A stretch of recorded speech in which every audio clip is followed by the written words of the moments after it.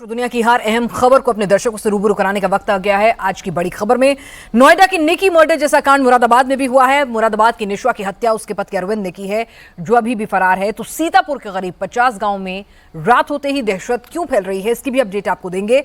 और अगस्त के आखिरी हफ्ते में आसमानी आफत कहां कहां कैसे कहर बरपा रही है, हर डिटेल होगी तस्वीरों के साथ। लेकिन सबसे पहले आज की 10 बड़ी एक्शन खबरें नॉन स्टॉप।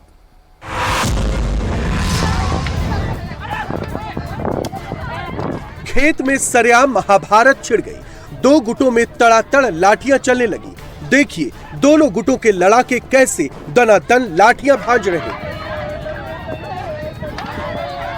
चीख पुकार मची है क्योंकि जिसे लाठी लगी सीधे जमीन पर गिर पड़ा, सिर फूट गया, खून की धार बहने लगी। लेकिन लठैत फिर भी नहीं माने, वो बस लठ युद्ध में तल्लीन है।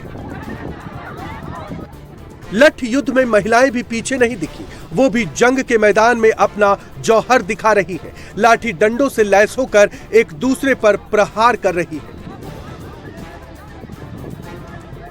ये कन्नौज है, जहां तिरवा के महमूदापुर गांव में दो गुटों में जमीन को लेकर पुरानी रंजिश चली आ रही है। जमीन को लेकर ही दोनों गुट कोर्ट पुलिस की बजाय जमीनी जंग में कूद पड़े। आर पार करने के लिए खुद ही मैदान में उतर आए। फिर क्या था, भयंकर लाठीबाजी हुई। दोनों गुटों के कई लोगों के सिर फट गए, कई लोग अस्पताल पहुंच गए। पुलिस ने दोनों पक्षों के जंगबाजों के खिलाफ केस दर्ज किया है। कई आरोपियों को हिरासत में भी लिया गया है।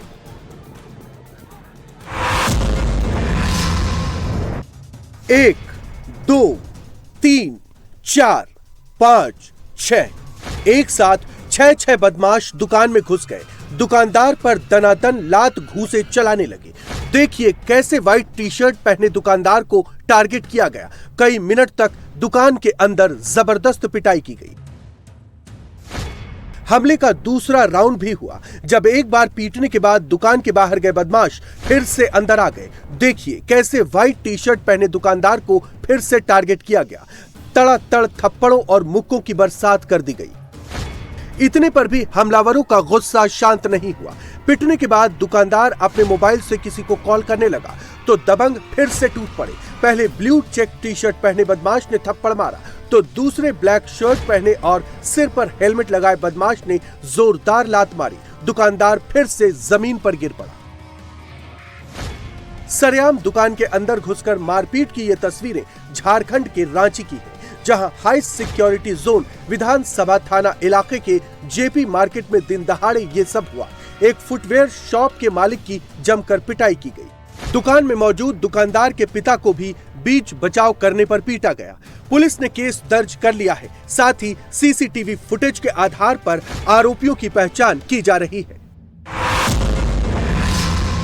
सड़क पर एक बाइक सवार को टारगेट पर लिया गया। शख्स पर 4-5 लड़के दनादन बेल्ट और मुक्के बरसा रहे हैं। एक बार फिर देखिए, किसी के हाथ में बेल्ट है तो कोई लात घूंसों से ही बाइक सवार की पिटाई करने में जुटा है। एक तरफ हमलावर युवक की पिटाई कर रहे हैं तो दूसरी तरफ बाकायदा पिटाई का वीडियो शूट भी किया जा रहा है। सरेआम पिटाई का ये वीडियो बाद में हमलावरों के सोशल मीडिया स्टेटस पर बाकायदा फुल एडिटिंग और भौकाली गाने के साथ भी लगाया गया। स्टेटस के साथ बाकायदा वार्निंग भी दी गई। लिखा गया, बना दिया मोर, कसर रही तो अभी और मारूंगा। ये बागपत के खेकड़ा के जैन कॉलेज रोड का वाकया है, जहां एक स्टूडेंट बाइक से जा रहा था। तभी पहले से ही घात लगाए दूसरे छात्रों के गुट ने उस पर हमला बोल दिया। बाइक सवार जब तक संभलता तब तक उसकी जमकर पिटाई कर दी गई। दरअसल जैन कॉलेज में छात्रों के ही दो गुटों में वर्चस्व की जंग चली आ रही है। दोनों गुट अपना अपना वर्चस्व जमाने, भौकाल दिखाने, रंगबाजी जाने के लिए आए दिन इसी तरह की मारपीट करते रहते हैं। हालांकि पुलिस ने पिटाई के वीडियो के आधार पर केस दर्ज कर लिया है और आरोपियों की पहचान की जा रही है।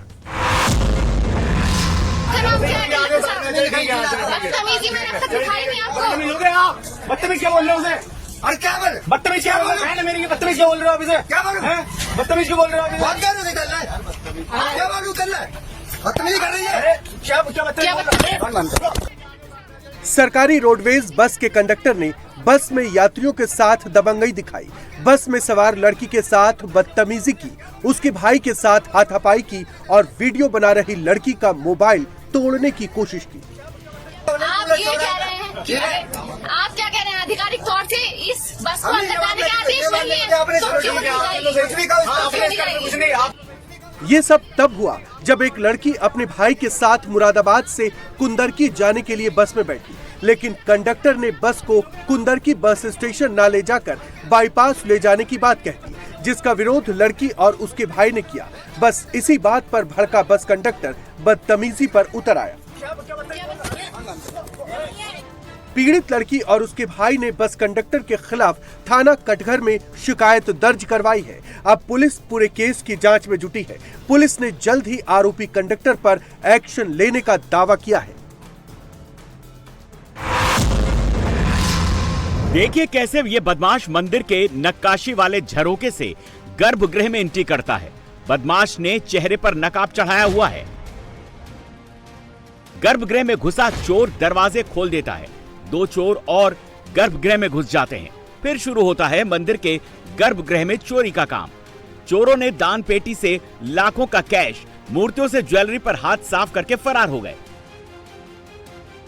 अब ये चोर गर्भगृह में कैसे और कहां घुसा ये देखेंगे तो हैरान रह जाएंगे। ये मंदिर के गर्भगृह का वही नक्काशी वाला झरोका है जहां से पहला चोर इस छोटी सी जगह से अंदर घुसा और फिर दरवाजा खोला। चोरी का यह वीडियो सूरत के अड़ाजन क्षेत्र जैन मंदिर का है।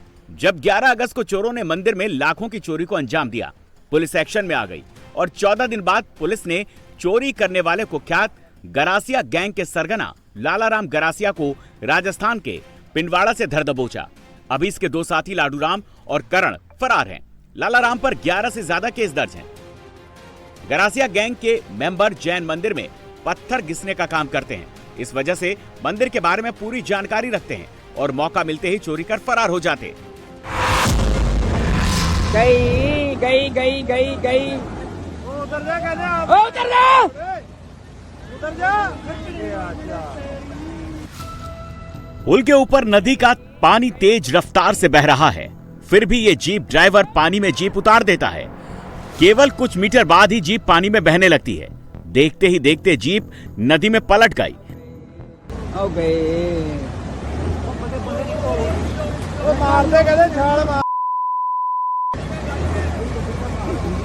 निकल जा परा, निकल जा परा। पानी इतना तेज है जीप पुल के नीचे पानी के साथ ही उलटते हुए दूर तक बह गई। इस दौरान आसपास के लोग चिल्लाकर जीप सवारों को जीप से निकलने को कहते रहे।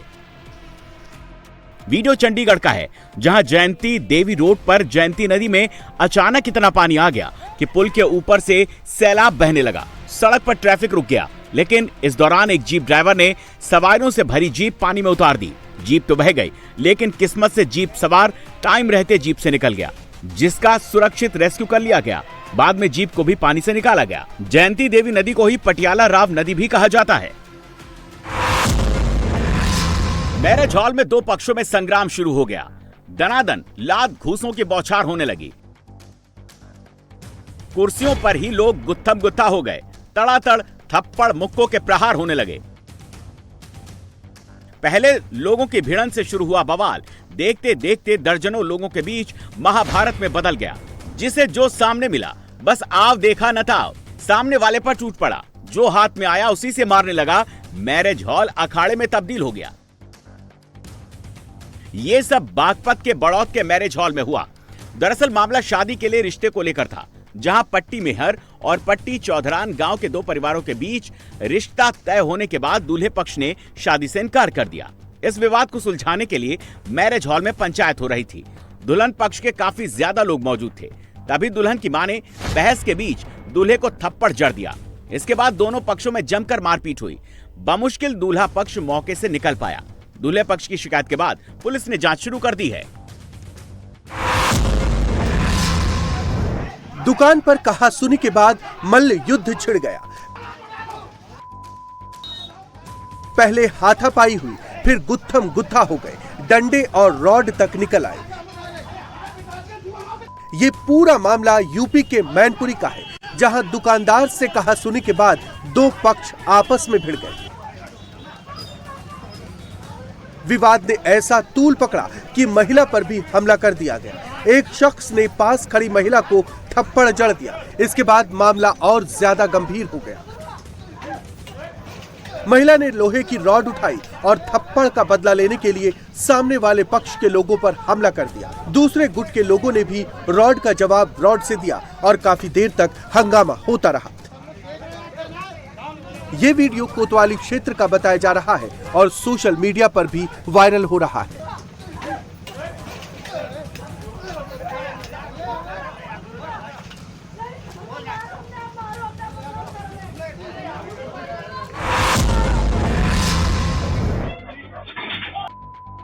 सकरी गली है, कुछ लोग एक लड़के को पीट रहे हैं।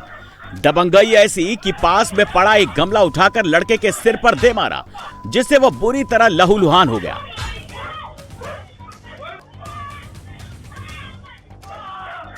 ये तस्वीरें दिल्ली के कालिंदी कुंज की हैं। लड़का किसी तरह अपनी जान बचाकर भागा। उसके बाद गली में हमला करने वाले लड़कों के पीछे कई लोग भागते हैं। इनमें कई महिलाएं भी हैं। आसपास के घरों के लोग ये सब देखकर हैरान हैं। जानकारी के मुताबिक जिस युवक पर हमला हुआ उसका कसूर सिर्फ इतना था कि उसने आरोपी लड़कों को अपनी बहन के साथ बहसबाजी करने से रोका था।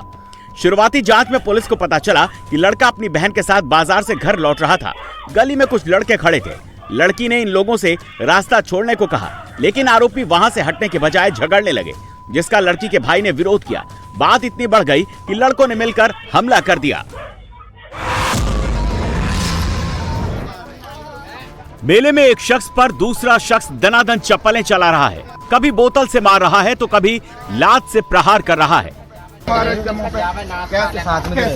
कैसे बदतमीजी करी है तूने मेरे भाई के साथ?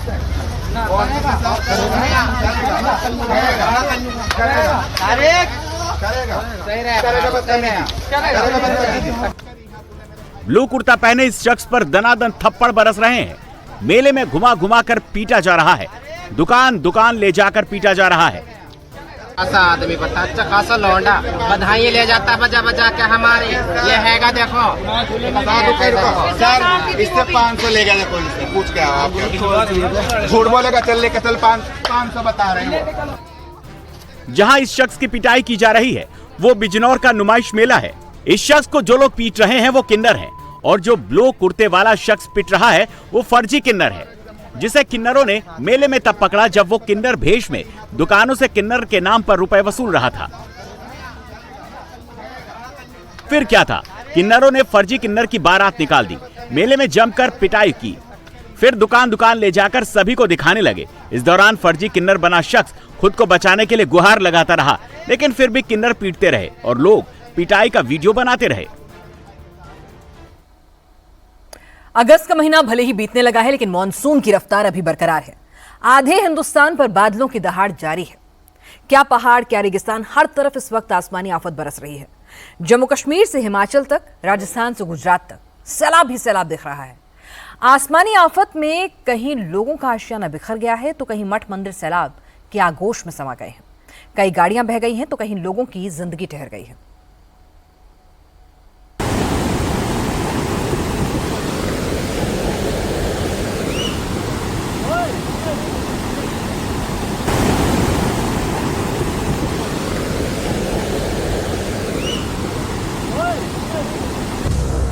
मुसीबत का ये सैलाब आधे हिंदुस्तान में हाहाकार।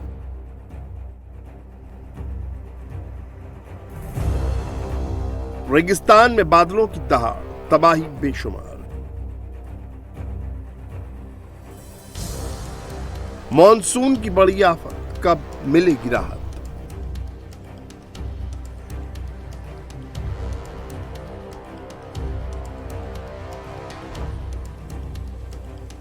मौसम की मार से आधे हिंदुस्तान में त्राहिमाम मचा है। हिमाचल से लेकर उत्तराखंड और रेगिस्तान से मैदान तक मॉनसून जमकर कहर बरपा रहा है। सैलाब की चपेट में आने से कहीं कार बह गई तो कहीं मकान भरभरा कर गिर गया, कहीं मठ मंदिर पानी में डूब गया तो कहीं लोगों के घर मकानों में मुसीबत की बाढ़ आ गई तो कहीं सड़कें समंदर में तब्दील हो गई हैं। सैलाब तांडव की ये तस्वीरें राजस्थान के बांसवाड़ा की हैं। आसमान से बरसती आफत से यहां नदी नाले उफान पर हैं। बांसवाड़ा के माही नदी का रौद्र रूप देखिए। नदी का जलस्तर बढ़ने से संगमेश्वर महादेव मंदिर का आधा हिस्सा डूब गया है। सैलाब ने मंदिर को अपने आगोश में ले लिया है। हजारों साल पुराने इस मंदिर के चारों ओर जहां तक नजर जाती है सिर्फ पानी ही पानी दिख रहा है। हालत यह है कि लोग बोट से यहां आ रहे हैं। मंदिर का निचला हिस्सा पूरी तरह से जलमग्न हो गया है। ऐसे में मंदिर की पहली मंजिल पर आरती और पूजा पाठ हो रहा है।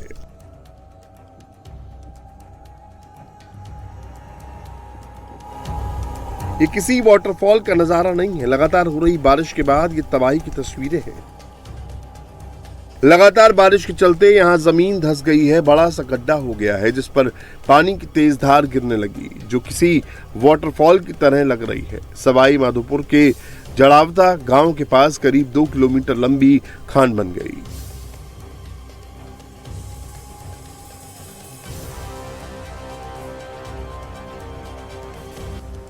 मूसलाधार बारिश के चलते सुरवाल बांध ओवरफ्लो हो रहा है जिससे यहां भारी सैलाब आया और खेतों खलियानों में बड़ी बड़ी खाई बन गई।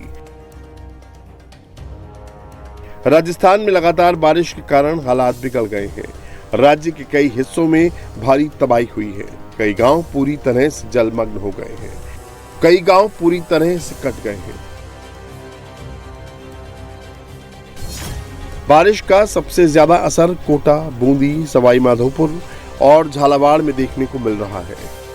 कोटा के हरजी का निमोदा गांव समेत दिगोद उपखंड में 400 से ज्यादा कच्चे और पक्के मकान ढह गए। मौसम विभाग ने 16 जिलों में भारी बारिश का अलर्ट जारी किया है। डराने वाली ये तस्वीरें चंडीगढ़ की हैं। सैलाब की चपेट में आने से एक जीप बह गई। गनीमत रही कि इस हादसे में किसी की जान नहीं गई। जयंती गिराव में ज्यादा पानी आने की वजह से नाले उफान पर हैं। इस बीच एक शख्स सैलाब के बीच से अपनी जीप निकालना चाहता था। सभी उसे रोक रहे थे मगर तूफानी करने का शौक उसे मुसीबत में डाल गया। देखते ही देखते जीप उफनती धार में समा गई। जीप सवार बहने लगा। किसी तरह जीप के ऊपरी हिस्से को पकड़कर काफी देर तक मदद की गुहार लगाता रहा। थोड़ी देर बाद जेसीबी बुलाई गई तब जाकर जीप सवार की जान बचाई जा सकी। अगर ये बुलडोजर समय पर नहीं आता तो ये शख्स उफनती लहरों में समा जाता। अब आपको हिमाचल प्रदेश के कांगड़ा की तस्वीरें दिखाते हैं। यहां भी सैलाबी आफत जान की दुश्मन बनी हुई है। हिमाचल के कई जिलों पर संकट के बादल फट रहे हैं। कांगड़ा में एक कार सैलाब में तैरने लगी। तस्वीरें इंदौरा इलाके की हैं जहां बाढ़ का पानी पहाड़ों से तेज रफ्तार में आया। लोगों के घरों में मलबा और पानी घुसने लगा। देखते ही देखते कई घर जलमग्न हो गए। चारों तरफ सैलाब का तांडव दिखने लगा।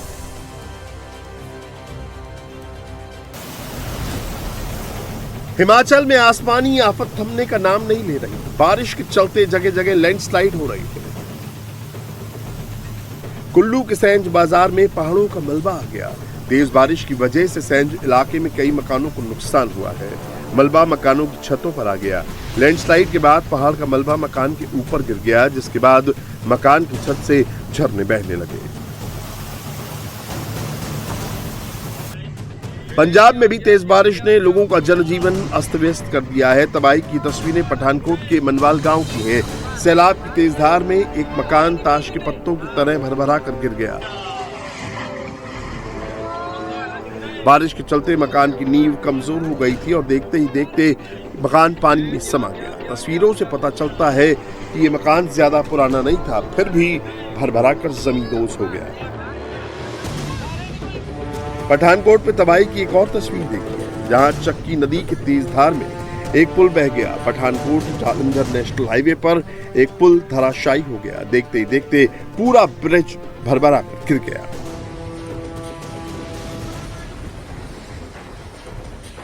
पठानकोट में चक्की नदी उफान पर है। इसकी लहरें लोगों को डरा रही हैं। पिछले कई दिनों से पंजाब में भी भारी बारिश हो रही है जिसके चलते नदियां उफान पर हैं। तबाही की ये तस्वीरें जम्मू कश्मीर के कठुआ की हैं जहां बारिश और लैंडस्लाइड से भारी तबाही हुई है। कई सड़कें बह गईं, स्कूल बिल्डिंग जमींदोज हो गईं। ओल्ड सामा कठुआ रोड पर आधा दर्जन से ज्यादा गांव का संपर्क कट गया है। जम्मू कश्मीर के उधमपुर में भी लोगों के लिए बारिश ने मुसीबत खड़ी कर दी। सबसे ज्यादा परेशानी लैंडस्लाइड से हो रही है। इधर नुल्ला इलाके में पहाड़ का बड़ा हिस्सा टूटकर हाईवे पर आ गिरा। गनीमत रही कि कोई इसकी चपेट में नहीं आया, नहीं तो बड़ा हादसा हो सकता था। जम्मू के उधमपुर में सबसे ज्यादा 144.2 मिलीमीटर बारिश दर्ज की गई, जिसके बाद रियासी जिले में वैष्णो देवी मंदिर जाने वाले तीर्थयात्रियों के आधार शिविर कटरा में 115 मिलीमीटर, सामा में 109 मिलीमीटर और कठुआ में 90.2 मिलीमीटर बारिश दर्ज की गई। पहाड़ों पर आफत का मलबा है तो मैदानी इलाकों में बाढ़ का खतरा मंडरा रहा है। दिल्ली में यमुना का बढ़ता जलस्तर लोगों को डरा रहा है। डूब वाले क्षेत्रों से लोगों को हटा दिया गया है। तस्वीरों में आप यमुना के बढ़ते वाटर लेवल को देख सकते हैं। पहाड़ों पर हो रही बारिश के चलते यमुना डेंजर लेवल के करीब पहुंच गई है। बारिश के कहर से गुजरात भी अछूता नहीं है। ये तस्वीरें अहमदाबाद के नरोदा इलाके की हैं, जहां कई कॉलोनियां जलमग्न हैं। लोग पानी में डूबकर आने जाने को मजबूर हैं। सड़कों पर सैलाब के आगे गाड़ियों की रफ्तार धीमी पड़ गई है। लोगों के मकानों दुकानों में बाढ़ का पानी घुस गया है।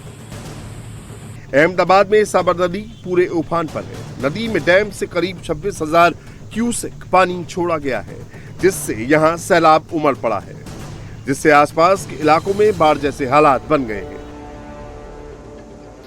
ये तस्वीरें ओडिशा के भद्रक की है। भारी बारिश से बैतरणी नदी उफान पर है, जिसकी वजह से कई गांव पानी पानी हो गए हैं। मकानों में भी बैतरणी नदी का पानी घुस आया है।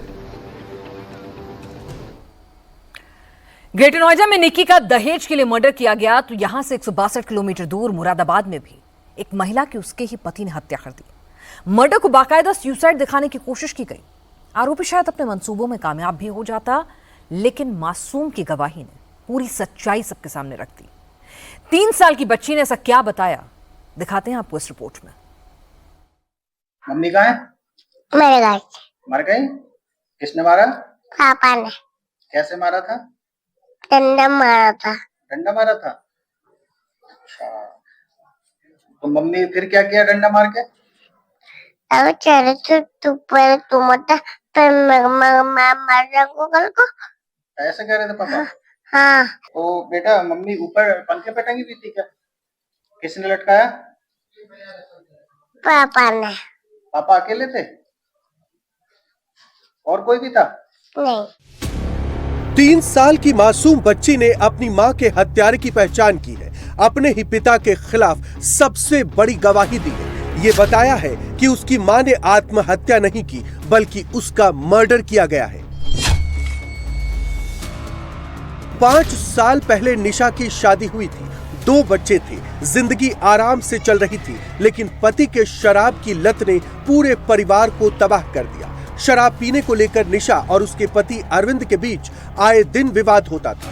बीती रात भी दोनों में इसी बात को लेकर बहस हो गई। शराब पीने से रोकने पर अरविंद इतना बौखला गया कि पहले तो उसने निशा को डंडे से पीटा और फिर पंखे से लटकाकर उसकी जान ले ली। खुद पुलिस को फोन किया, बताया कि उसकी पत्नी ने सुसाइड किया है, लेकिन जब तक पुलिस पहुंचती वो मौके से फरार हो गया। हमने ये देखा था सर, गर्दन से ये फांसी जो लग रही है, गर्दन में कोई निशान नहीं है लड़की के, हाथों में निशान है, पेट पे निशान है, गर्दन में तो कोई निशान है ही नहीं जीभ लिखी है लड़की की, फांसी वाले की जीभ लिखती है। क्या लगता है आपको? हमको ये लगता है मार के उस पर टांगिए। तस्वीरें मुरादाबाद के आरी खेड़ा की हैं। घर में मातम पसरा है। पड़ोसियों को भी यकीन नहीं हो रहा कि अरविंद अपनी पत्नी का मर्डर कर सकता है, लेकिन क्राइम सीन और मासूम बच्ची की गवाही से क्लियर हो गया कि निशा ने सुसाइड नहीं किया, बल्कि उसका मर्डर किया गया। निशा के घरवाले भी अरविंद पर हत्या का आरोप लगा रहे हैं, लेकिन पुलिस को अब भी तहरीर का इंतजार है। पुलिस पोस्टमार्टम रिपोर्ट के लिए रुकी हुई है। निशा नाम की ये महिला है, इसकी 5 साल पहले अरविंद नाम के एक व्यक्ति से शादी हुई थी। तो उसका पति है वो शराब पीने का आदी है, और कल रात में उन दोनों के बीच में झगड़ा भी हुआ था। पति ऊपर सो रहा था और ये महिला कमरे में सो रही थी। तो 3 बजे जब पति ने देखा कि वो पंखे से लटकी हुई है, उस पर सूचना करी है, पुलिस गई है, उसको डेड बॉडी को कब्जे में लेके पीएम की कार्रवाई आगे बढ़ी है। निशा की हत्या के बाद से ही अरविंद फरार है। घर के बाकी सदस्यों का भी पता नहीं। आरोपी जब घर छोड़कर भागे तो 3 साल की बच्ची को अकेले छोड़ गए। अब इसी मासूम की गवाही से इस केस का खुलासा हुआ है, लेकिन पुलिस को अब भी पोस्टमार्टम रिपोर्ट का इंतजार है। हालांकि सबसे जरूरी अरविंद की गिरफ्तारी है। उसके पकड़े जाने के बाद ही निशा मर्डर के अनसुलझे सवालों के भी जवाब मिल पाएंगे। दिल्ली के रामलीला मैदान एक बार फिर चर्चा में है और इस बार छात्र अपनी डिमांड को लेकर प्रदर्शन कर रहे हैं। छात्र एसएससी परीक्षा में गड़बड़ी के खिलाफ जमा हुए हैं। आरोप लग रहा है कि रविवार को पुलिस ने छात्रों पर लाठीचार्ज किया और उन्हें हिरासत में भी लिया। छात्रों की पीसफुल प्रोटेस्ट में आखिर ये बवाल मचा कैसे, आइए देखते हैं ये रिपोर्ट।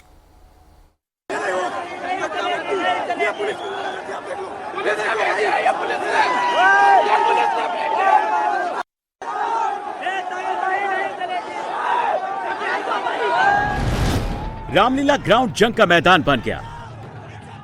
ये तानाशाही है, ये पुलिस तानाशाही कर रही है भाई। ये सबको लेट के ले जा रही है, धक्का मार रहा है। एक आंदोलन को कैसे दबाया जा रहा है, कैसे खत्म किया जा रहा है, ये देखो, ये देखो। पुलिसकर्मी छात्रों को जबरदस्ती धक्का दे रहे हैं। ये पुलिस वाले की गुंडागर्दी चलते बच्चा मर जाएगा भाई। ये देखो, ये तानाशाही देखो, ये देखो, ये देख लो आप, ये देखो, देखो। स्टूडेंट और टीचर्स को पकड़ पकड़ कर हिरासत में लिया जा रहा है। एक टीचर्स को बचाओ, टीचर्स को, ये देखो टीचर्स को, देख पुलिस वाले घसीट रहे हैं, ये पुलिस वाले घसीट रहे हैं, ये पुलिस वाले छात्र अपने टीचर्स को बता रहे हैं। ये तस्वीरें दिल्ली के रामलीला मैदान की हैं, जहां प्रोटेस्ट ग्राउंड में हंगामा बरपा। ये घटना रविवार रात की है, जब एसएससी के छात्र प्रदर्शन कर रहे थे और पुलिस वाले उन्हें हटाने के लिए दल बल लिए पहुंच गए, लेकिन छात्र वहां से हटने के लिए राजी नहीं हुए। पुलिस के खिलाफ नारेबाजी करने लगे।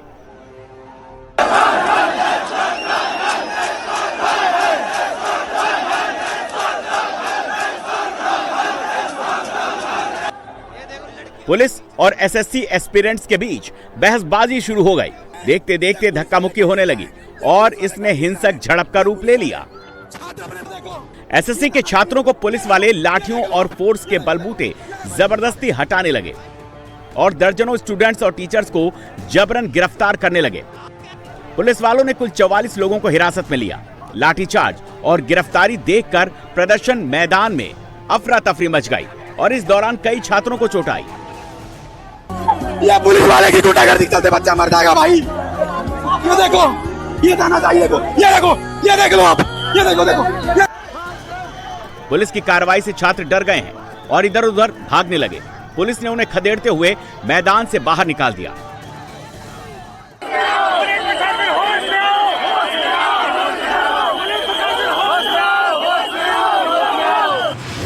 छात्रों ने पुलिस वालों पर आरोप लगाया, शाम को पहले ग्राउंड की लाइट काटी, फिर पुलिस वाले सिविल ड्रेस में आए और अनुमति पत्र दिखाने के बावजूद उनको जबरदस्ती हटाने लगे।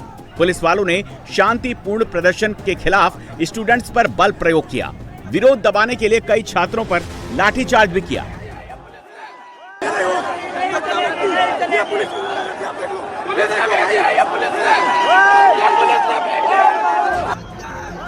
इस पूरे वाकये पर पुलिस छात्रों को तय समय के बाद भी न हटने और परमिशन न मानने के लिए जिम्मेदार ठहराया। पुलिस का कहना है कि रामलीला मैदान में करीब 1500 छात्र प्रोटेस्ट कर रहे थे। छात्रों को शांतिपूर्ण प्रदर्शन करने की इजाजत भी मिली थी, लेकिन वक्त तय किया गया था सिर्फ शाम के 5 बजे तक। शाम 5 बजे के बाद भी लगभग 100 स्टूडेंट रामलीला ग्राउंड से हटने को तैयार नहीं हुए। पुलिस उनको हटाने के लिए वहां पहुंच गई। कई बार रिक्वेस्ट की गई, लेकिन फिर भी छात्र नहीं हटे, जिसके बाद पुलिस को एक्शन लेना पड़ा। अब आपको बताते हैं कि छात्रों ने रामलीला मैदान को अपना आशियाना क्यों बनाया।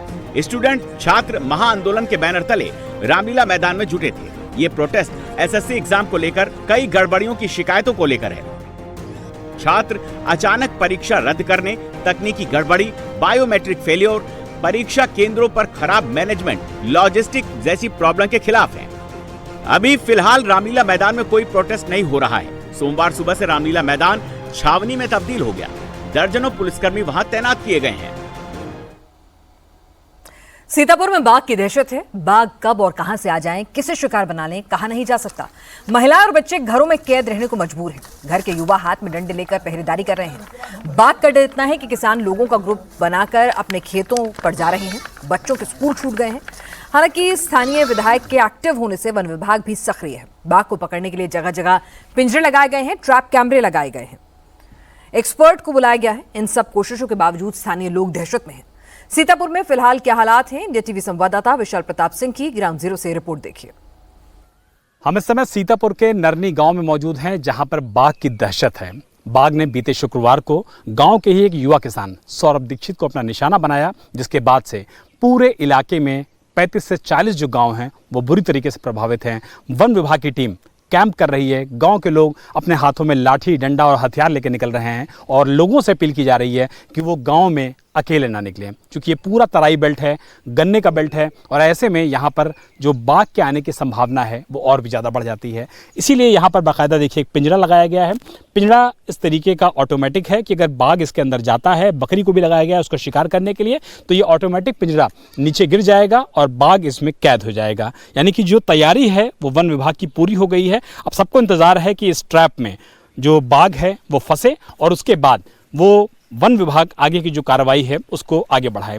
जो गांव के किसान हैं, देखिए बड़े बड़े जो हाथों में हथियार है वो लेके चल रहे हैं कि अगर कभी भी बाघ से एकाएक सामना हो जाए तो कम से कम इस हथियार से वो अपनी रक्षा कर सकें, लोगों की रक्षा कर सकें। इसके अलावा गांव के जो जागरूक लोग हैं वो मनोज मिश्रा जी के नेतृत्व में बाकायदा हथियार लेके भी चल रहे हैं कि अगर कोई भी आपात स्थिति आती है तो कम से कम बाघ के हमले से बचा जा सके।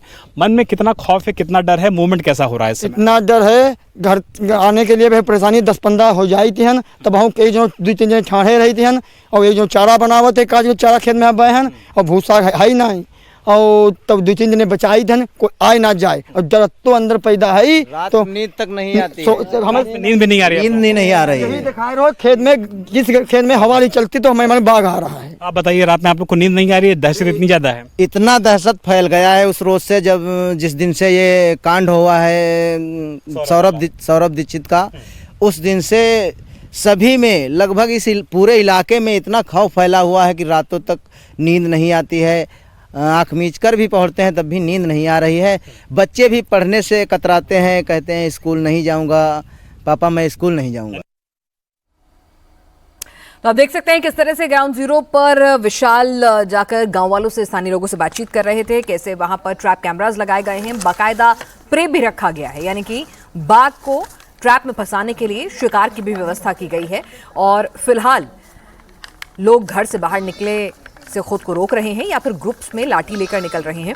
स्थानीय विधायक भी इस मुद्दे को पुरजोर तरीके से उठा रहा है। बाघ के बाकायदा फुटप्रिंट्स जो हैं उनको देखकर उसकी स्टडी की जा रही है। ये देखिए कि किस तरह से पिंजरा जो है उसके लिए ट्रैप लगाया गया है। ट्रैप के अंदर पूरा उसको कैमोफ्लेज किया गया है, उसे पेड़ पत्ती से ढका गया है, ऐसे लगे कि वो खेत खलिहानों के बीच में से ही घूम रहा है और वहां उसके लिए बाकायदा प्रे भी रखा गया है।